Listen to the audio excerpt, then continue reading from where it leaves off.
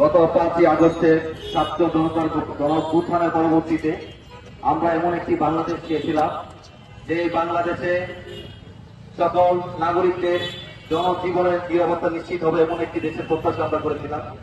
কিন্তু অত্যন্ত দুঃখের বিষয়, গত কয়েকদিন যাবৎ আমরা দেখতে পাচ্ছি আমাদের বোনেরা বিভিন্ন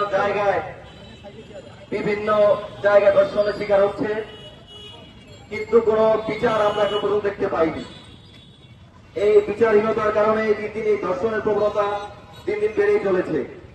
আমরা এই বর্তমান সরকারকে স্পষ্ট একটি বার্তা দিয়ে দিতে চাই, অতি দ্রুত এই ধর্ষকদের বিচারের ব্যবস্থা করতে হবে। আদালতে স্পেশাল ট্রাইব্যুনাল বসিয়ে 15 থেকে 1 মাসের মধ্যে এই ধর্ষকদের বিচার করতে হবে। আমরা গতকালকে দেখলাম যে 90 দিনের মধ্যে বিচার করতে হবে এমন একটি কথা আইন উপদেষ্টার থেকে এসেছে, কিন্তু এটিও দুঃখজনক। আমরা বিগত সময় দেখেছি এই দর্শকদের বিচার শুধু আমরা টেলিভিশনে দেখেছি বিচার, কিন্তু বাস্তবে আতাও তাদের বিচার আমরা দেখতে পাইনি। তাই আজকে এই সমাবেশ থেকে আমরা বলতে চাই এই ধর্ষকদের বিচার নিশ্চিত করতে হবে, অন্যথায় দেশের মানুষ এই ধর্ষকদের বিচারের দায়িত্ব কাঁধে নিয়ে নেবে। একের পর এক আমাদের মা বোনদেরকে মারধর করা হচ্ছে। আমরা যখন দেখেছি এই রাস্তায় যখন মা বোনদেরকে পিটিয়ে মেরে ফেলা হচ্ছিল, ঠিক সেই মুহূর্তে দাঁড়িয়ে কিন্তু আমাদের রক্তের রেট বেড়ে গিয়েছিল।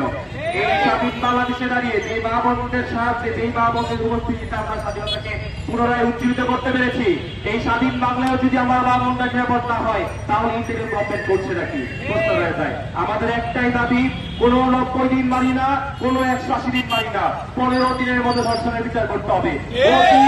ধর্ষককে খুঁজে নিয়ে সেই বাংলায় প্রকাশ্যে শাস্তি আওতায় রাখতে হবে। তবে এখানে আরেকটা জিনিস মাথায় রাখতে হবে, শেখ হাসিনার মতো করে শেখ হাসিনার অনেক মহিলারা এখনো এই বাংলায় রয়ে গেছে।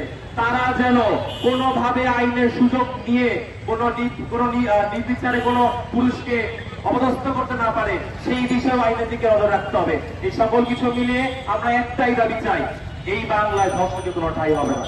প্রশাসন জবাব চাই, জবাব চাই। তুমি কে, আমি কে? আসিয়া, আসিয়া।